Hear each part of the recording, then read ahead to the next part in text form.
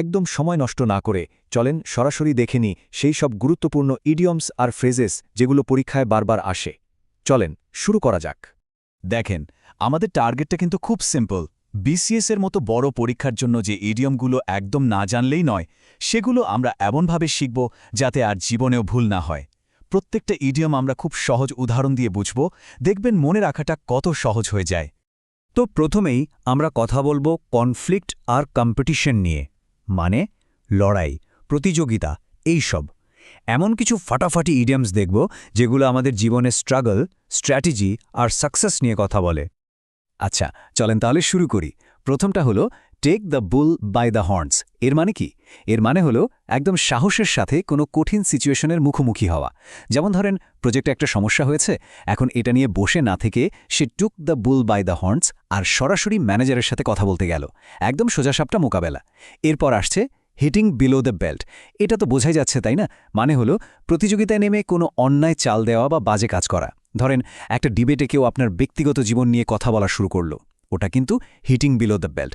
আর সবশেষে অ্যাকিলিজ হিল, মানে হলো কারোর সবচেয়ে দুর্বল জায়গাটা। যেমন ধরেন, একটা ছেলে হয়তো সব সাবজেক্টে খুব ভালো, কিন্তু অঙ্কটাই তার অ্যাকিলিজ হিল, মানে ওই অঙ্কটাই তার দুর্বলতা। এই সেকশনেও আমরা স্ট্র্যাটেজি আর সাকসেস নিয়ে কথা বলবো। প্রথমটা দেখেন, by fair means or foul, মানে হলো যেভাবেই হোক, ভালো পথে হোক বা খারাপ পথে, কাজটা হাসিল করা। সে ঠিক করেছিল যে চাকরিটা সে by fair means or foul পাবেই। এরপর রোড ব্লক, সহজ কথায় কোনো কাজের বাধা। যেমন প্রজেক্টটা এগোচ্ছিল না কারণ টাকার অভাবটাই ছিল মেইন রোড ব্লক। আর যখন কেউ খুব ভালোভাবে, মানে একদম ফাটিয়ে সফল হয়, তখন আমরা বলি পাসড উইথ ফ্লাইং কালার্স। পরীক্ষাটা অনেক কঠিন ছিল, কিন্তু সে উইথ ফ্লাইং কালার্স পাশ করে দেখালো। আচ্ছা, মারামারি, প্রতিযোগিতা তো অনেক হলো। এবার চলেন একটু মানুষের আবেগ, অনুভূতি আর সামাজিক ব্যবহার নিয়ে কিছু ইডিএম দেখি। এইগুলো জানলে না, কথা বলার সময় নিজের ফিলিংসগুলো আরও সুন্দর করে বোঝানো যায়। এখানে আমরা 3টে ইডিএম দেখব আর 3 রকম সিচুয়েশন দেখায়। প্রথমটা উইথ ওপেন আর্মস, মানে খুব আন্তরিকভাবে কাউকে স্বাগত জানানো। ধরেন, নতুন অফিসে জয়েন করার পর সবাই আমাকে উইথ ওপেন আর্মস ওয়েলকাম জানালো। কি দারুণ ব্যাপার, তাই না? এটা ঠিক উল্টোটা হলো give someone the cold shoulder, মানে কাউকে পাত্তা না দেয়া বা দেখেও না দেখার ভান করা। রাস্তায় পুরনো বন্ধুর সাথে দেখা হলো, কিন্তু সে আমাকে গেভ দ্য কোল্ড শোল্ডার, মানে এড়িয়ে চলে গেল। আর যখন আপনি কারোর উপর খুব রেগে যান আর তাকে আচ্ছামতো 2-4 কথা শুনিয়ে দেন, তখন সেটাকে বলে give them a piece of your mind. যেমন ধরেন, লোকটা আমাকে ঠকিয়েছে, আমি ঠিক করেছি তাকে give him a piece of my mind. দেখেন, এই স্লাইডটা কিন্তু খুব ইন্টারেস্টিং। এখানে আগের দুটো ইডিএমকে পাশাপাশি রাখা হয়েছে। একদিকে উইথ ওপেন আর্মস, মানে উষ্ণ অভ্যর্থনা, আর একদিকে গিভ দ্য কোল্ড শোল্ডার, মানে ঠান্ডা ব্যবহার বা পাত্তা না দেয়া। এই যে কন্ট্রাস্টটা, এরা মাথায় রাখলে দুটো ইডিএমের মানে একদম পরিষ্কার থাকবে। আচ্ছা, এই সেকশনের আরও 3টা দারুণ ফ্রেজ দেখে নেই। Face lit up like the sun, ভাবুন তো, মুখটা সূর্যের মতো উজ্জ্বল হয়ে ওঠা। মানে কি? মানে হলো খুব খুব খুশি হওয়া। যেমন সারপ্রাইজ গিফটটা দেখে তার face lit up like the sun. এরপর টু কিপ ওয়ান্স হেড, মানে হলো কঠিন পরিস্থিতিতেও মাথা ঠান্ডা রাখা, শান্ত থাকা। ধরেন, একটা ইমার্জেন্সি সিচুয়েশনে সবাই যখন প্যানিক করছে, তখন লিডারের কাজ হলো টু কিপ হিজ হেড। আর সবশেষে নিউভো রিশ, এটা একটা ফ্রেঞ্চ শব্দ। এর মানে হলো নতুন ধনী, মানে যারা হঠাৎ করে বড়লোক হয় আর টাকা পয়সা খুব দেখিয়ে বেড়ায়। তো এবার আমরা এমন কিছু ইডিয়ম দেখব যেগুলো কাজ করা, নজর রাখা আর ডিসিশন নেওয়ার সাথে জড়িত। এইগুলো কিন্তু আমাদের এভরিডে লাইফে প্রচুর কাজে লাগে। এই 3টা কাজের মধ্যে কিন্তু ছোট ছোট পার্থক্য আছে, খেয়াল কইরেন। কিপ অ্যান আই অন মানে হলো সাধারণভাবে একটু খেয়াল রাখা। যেমন, আমি একটু আসছি, আমার ব্যাগটার উপর একটু কিপ অ্যান আই অন রেখো। লুক ওভার মানে কিন্তু আরও ভালোভাবে খুঁটিয়ে দেখা বা পরীক্ষা করা। যেমন, রিপোর্টটা জমা দেওয়ার আগে প্লিজ একবার লুক ওভার করে নিও। আর টু ডু অ্যাওয়ে উইথ মানে হলো কোনো কিছুকে বাদ দিয়ে দেওয়া বা বাতিল করে দেওয়া।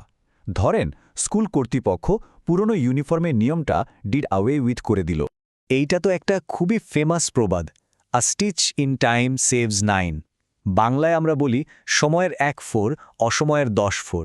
মানেটা কি? মানে হলো ছোট্ট একটা সমস্যা যখন দেখা দেয়, তখনই যদি সেটার সমাধান করে ফেলা যায়, তাহলে ভবিষ্যতে অনেক বড় একটা ঝামেলা থেকে বাঁচা যায়। যেমন ধরেন, গাড়িতে একটা ছোট সমস্যা দেখা দিয়েছে, ওটা এখনই সারিয়ে ফেলা ভালো, কারণ a stitch in time saves 9। ওয়েন ডাউন খুবই সিম্পল একটা ফ্রেজ, কিন্তু অনেক কাজের। এটার দুটো মেন ব্যবহার আছে। এক, কোনো কিছু ভেঙে পড়া বা ধসে পড়া, যেমন ভূমিকম্পে পুরনো বিল্ডিংটা ওয়েন্ট ডাউন। আরেকটা মানে হলো কোনো প্ল্যান বা আইডিয়া ফ্লপ করা, মানে ব্যর্থ হওয়া, যেমন তাদের নতুন বিজনেস প্ল্যানটা মার্কেটে একদমই চলল না, so the plan went down. আমরা প্রায় শেষের দিকে চলে এসেছি। এই সেকশনে আমরা আরও কয়েকটা খুবই ইম্পর্ট্যান্ট ইডিয়াম দেখব, যেগুলো দিয়ে বিভিন্ন সিচুয়েশন বা সময়কে বোঝানো হয়। এই 3টা ফ্রেজ দিয়ে সময় আর পরিস্থিতি বোঝানো হয়। প্রথমটা once in a blue moon, মানে এমন কিছু যা খুব কমই ঘটে, কদাচিৎ। যেমন সে এখন এতই ব্যস্ত যে তার সাথে আমাদের once in a blue moon দেখা হয়। এরপর ডগ ডেজ, এটার মানে হলো গরমকালের সবচেয়ে উষ্ণ প্যাচপ্যাচে সময়টা। এই ডগ ডেজের মধ্যে বাইরে কাজ করাটা যে কি কষ্টের। আর সাইন ডাই, এটা একটা ল্যাটিন টার্ম, এর মানে হলো অনির্দিষ্টকালের জন্য কোনো কিছু স্থগিত করে দেওয়া। যেমন মিটিংটা সাইন ডাই পোস্টপোন করা হয়েছে, মানে কবে আবার হবে তার কোনো ঠিক নেই। আর আমাদের একদম শেষ দুটো ফ্রেজ, একটা হলো মনের অবস্থা নিয়ে আর একটা কথা বলার স্টাইল নিয়ে। টু বি অ্যাট ওয়ান্স উইথস এন্ডের মানে হলো একদম কিংকর্তব্য বিমূঢ় হয়ে যাওয়া, মানে কি করবেন কিছুই বুঝতে পারছেন না। সব রকম চেষ্টা করার পরও যখন কোনো সমাধান পাওয়া গেল না, তখন আমি অ্যাট মাই উইটস এন্ড। আর ভার্বোস স্পিচ মানে হলো এমন একটা বক্তৃতা যেটা অদরকারি শব্দ দিয়ে ভর্তি, বক্তা বলেই যাচ্ছেন কিন্তু আসল কথা কম। রাজনীতিকের ভার্বো স্পিচ শুনে সবাই বোর হয়ে গিয়েছিল। তো আমরা অনেকগুলো কাজের ইডিয়াম নিয়ে কথা বললাম, কিন্তু আসল প্রশ্নটা হলো এত কিছু মনে থাকবে কিভাবে, তাই না? বিশেষ করে পরীক্ষার সময়। চলেন আপনাদের একটা খুব সহজ কিন্তু সুপার ইফেক্টিভ টেকনিক শিখিয়ে দিই। জাস্ট এই 3টে স্টেপ ফলো করেন, দেখবেন ইডিয়ম মনে রাখাটা কত সহজ হয়ে গেছে। 1 নম্বর, ভিজুয়ালাইজ করেন, মানে প্রত্যেকটা ইডিয়মের জন্য মনে মনে একটা ছবি বানান। যেমন take the bull by the horns শোনার সাথে সাথে ভাবেন আপনি সত্যি একটা ষাঁড়ের শিং ধরেছেন। 2 নম্বর, পার্সোনালাইজ করেন, মানে ইডিয়মটা দিয়ে নিজের লাইফের সাথে মিলিয়ে একটা সেন্টেন্স বানান। আর 3 নম্বর, প্র্যাকটিস প্র্যাকটিস অ্যান্ড প্র্যাকটিস, নিয়মিত এগুলো পড়ুন, ব্যবহার করুন, এর চেয়ে ভালো কোনো উপায় নেই। ব্যাস, আজকের মতো আমাদের আলোচনা এখানেই শেষ, কিন্তু যাওয়ার আগে একটা প্রশ্ন রেখে যাই। আজকে আমরা যে ইডিয়মগুলো শিখলাম তার মধ্যে কোনটা আপনার মনে হচ্ছে সবচেয়ে বেশি কাজে লাগবে? একটু ভাবুন তো। এই ভাবাটাও কিন্তু মনে রাখার একটা দারুণ উপায়।